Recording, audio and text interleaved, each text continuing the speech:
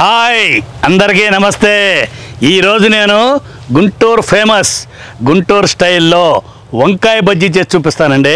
సాయంత్రం అయింది కదా, ఈ క్లైమేట్కి గుంటూరు వంకాయ బజ్జీ తింటే మళ్ళీ ఇంక ఏమీ అడగరు అనమాట. అంతే, దాని టేస్ట్ అంత స్పెషల్గా ఉంటుంది అనమాట.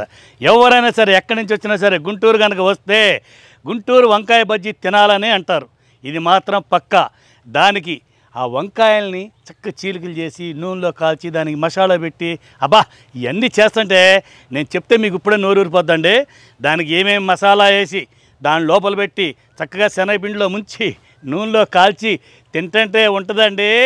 అబ్బాబ్బాబ్బాబ్బా, నాకు ఇప్పుడే నోట్లో నీళ్ళు వరుతున్నాయి. ఎప్పుడెప్పుడు వంకాయ బజ్జీ చేసుకుందామా గుంటూరు స్టైల్లోనే చేసి చూపిస్తాను మీకు.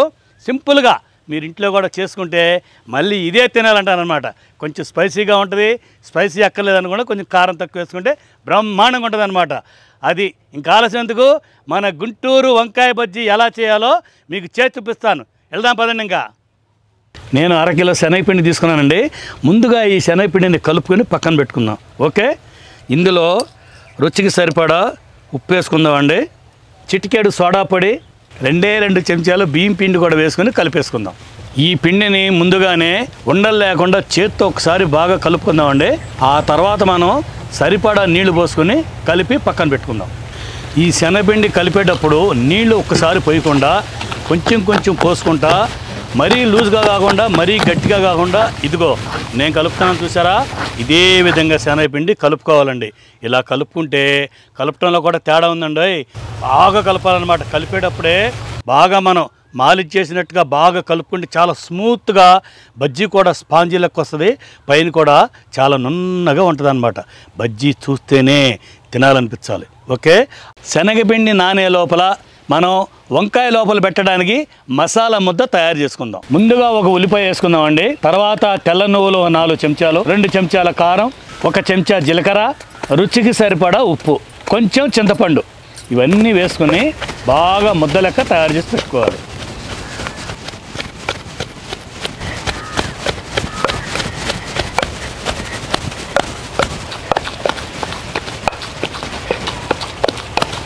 ఇదిగో ఇలా ఉండాలండి. మసాలా ముద్ద బాగా నలిగిపోయింది. తీసి ఒక కప్పులో పెట్టుకుందాం. ఓకే,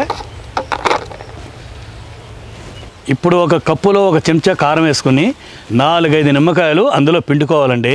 దీన్ని ఇలా బాగా ఉండలు లేకుండా కలుపుకొని బజ్జీలు వేసిన తర్వాత మనం తినేటప్పుడు ఆ బజ్జీల మీద ఇది సాసు లెక్క వేసుకుని తింటే ఉంటుందండి. అబ్బా, రుచి డబల్ అయిపోద్దండి. 1/2 కేజీ లేత వంకాయల్ని నీళ్ళతో ఒక్కసారి కడిగేసుకుందాం. ఒక గిన్నెలో నీళ్లు పెట్టుకుని కొంచెం ఉప్పు వేసుకుని ఈ వంకాయలన్నీ ఘాటు పెట్టుకుని పుచ్చులు లేకుండా చూసుకుని ఆ నీళ్ళల్లో వేసుకుందాం.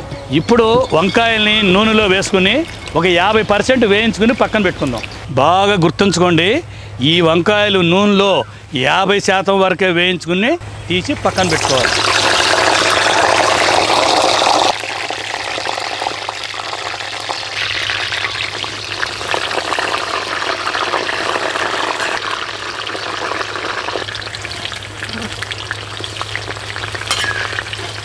యాభై 50% వేగాయండి, తీసి పక్కన పెట్టుకుందాం.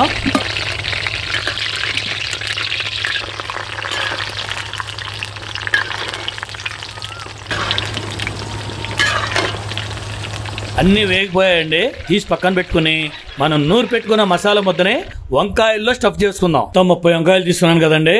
నా దగ్గరున్న మసాలా మొత్తం 30 వంకాయలకి సరిపోద్దండి. ఇదిగో చూసారా, ఈ విధంగా వంకాయ ఘాట్లు పెట్టుకున్న దాంట్లో చక్కగా మసాలాని ఇలా తీసుకొని పొడవుగా పెట్టుకొని వంకాయ నొక్కి పక్కన పెట్టుకుని అన్నీ అయిపోయిన తర్వాత చక్కగా శనగపిండిలో ముంచి బజ్జీలు వేసేసుకుందాం. ఓకే, ఈ మసాలా పెట్టే లోపల మనం పొయ్యి మీద బాణీ పెట్టుకుని అందులో నూనె బాగా వేడి చేసుకుంటే మసాలా అంతా పెట్టిన తర్వాత ఈ వంకాయలు మొత్తాన్ని శనగపిండిలో ముంచేసుకుని ఫటాఫట్ ధనాధన్ నూనెలో వేసి బజ్జీలు వేయించుకోవచ్చు. ఓకే, మీడియం మంట మీద నూనె పొగలు రాకుండా చూసుకొని ఒక్కొక్కటి బజ్జీ వేసుకుని కాల్చుకుంటే లోపల కూడా పిండి లేకుండా చక్కగా వేగుతాయి అన్నమాట. ఇలా మెల్లగా ఒక్కొక్క బజ్జీ పిండిలో ముంచుకుని వేసుకుని కాల్చుకోవాలండి. 30 వంకాయలు ఉన్నాయి కాబట్టి నాకు 2 వాయిలు కావచ్చు, 3 వాయిలు కావచ్చు. ఎన్ని వాయిలు అయినా కానీ కాన్సన్ట్రేషన్తో ఒకదాని తర్వాత ఒకటి వేసుకుని చక్కగా అన్ని బజ్జీలు ఒకే కలర్ వచ్చే వరకు కాల్చుకుంటే చూడటానికి కానీ తినడానికి కానీ చాలా బాగుంటుంది అనమాట. చూస్తున్నారు కదా, బజ్జీలన్నీ బాగా వేగిపోయాయి. ఇదే కలర్ కనుక వేగితే బజ్జీలు చాలా పర్ఫెక్ట్గా వచ్చినట్టు. ఇప్పుడు వీటిని తీసుకుని పక్కన పెట్టేసుకున్నాం. చూస్తున్నారు కదండి, మన బజ్జీలన్నీ ఇదే కలర్ అన్నీ ఒకేలాగా వస్తే రుచి మాత్రం అదుర్స్. మొత్తం అన్నీ పటపట వేయించేసుకుందాం అండి. ఇక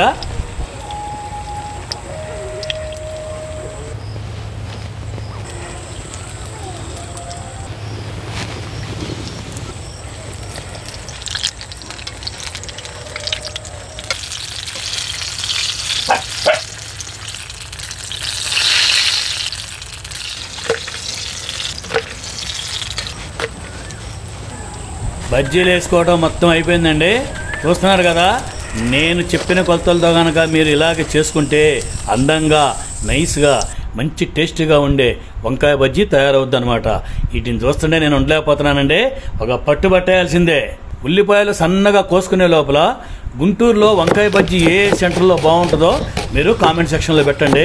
కొత్తగా గుంటూరు వచ్చిన వాళ్ళకి బాగా హెల్ప్ అవుతుందండి. రాని వాళ్ళైతే మాత్రం మన వీడియో చూసి నేను చేసినట్టుగానే టేస్టీ వంకాయ బజ్జీ తీసుకుని తినవచ్చు. ఓకే, ఉల్లిపాయలు సన్నగా కోసుకున్న తర్వాత ఈ వంకాయ బజ్జీలన్నిటికీ మధ్యలో ఘాట్లు పెట్టుకోవాలండి. ఇలా కోసి పెట్టుకున్న వంకాయల్లో సన్నగా కోసిన ఉల్లిపాయలు పెట్టుకొని ముందుగా కలిపి పెట్టుకున్న నిమ్మకారాన్ని ఇలా పైన చల్లుకొని ఒక దాని మీద పెరుగు కూడా వేసుకుందామండి. పెరుగు వంకాయ బజ్జీ తింటే ఆ రుచే వేరండి. ఇంకా ఆగేదేలే, ఒక పట్టు పట్టేద్దాం పదండి.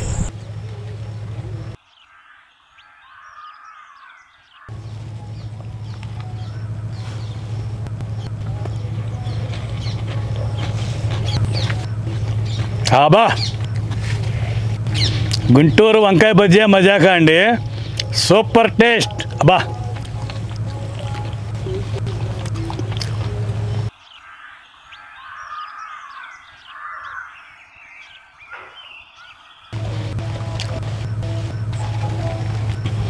వంకాయ లోపల పెట్టిన ముద్ద, మసాలా ముద్ద, పైన ఉల్లిపాయ నిమ్మకాయ పిండాం కదా. అబ్బా, ఎందుకేనండి ఎక్కడెక్కడి నుంచి వాళ్ళు గుంటూరు కనుక వస్తే గుంటూరు వంకాయ బజ్జీకి ఎగబడతారు. నేను ఎప్పుడో చిన్నప్పుడు తిన్నాను, మళ్ళీ ఇప్పుడు నేను చేసుకుని తింటున్నా. మధ్య మధ్యన గుంటూరు అయినప్పుడు తినేవాడిని, కానీ టేస్ట్ మాత్రం అదర్స్.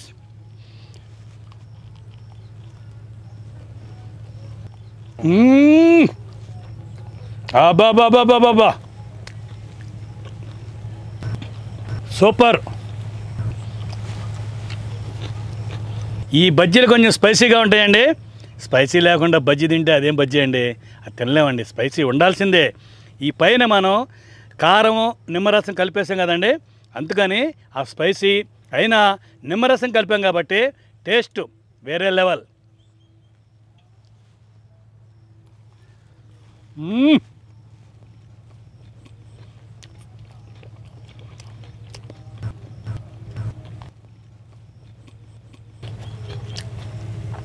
ఈ టైంలో నాలాంటి వాడికి ఇలాంటి స్నాక్స్ దొరికితే పండగేనండి. పెరుగు వంకాయ బజ్జీ కూడా అమ్ముతారండి. ఉల్లిపాయ నిమ్మకారం పెరుగు ఊరిస్తున్నాను కదా.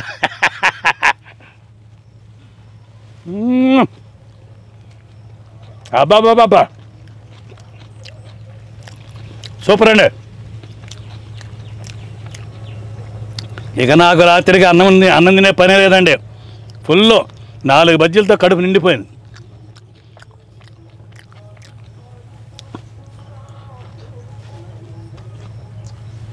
సాయంత్రం పూట ఈ చల్లటి వాతావరణాలు ఉన్నప్పుడు వేడివేడిగా వంకాయ బజ్జీ తినాలని అనిపించినప్పుడు గుంటూరు వంకాయ బజ్జీ గుర్తుకు రావాలి మీకు. ఇలాగ చేసుకొని తినండి, మంచి స్నాక్స్ ఆస్వాదిస్తూ తినండి.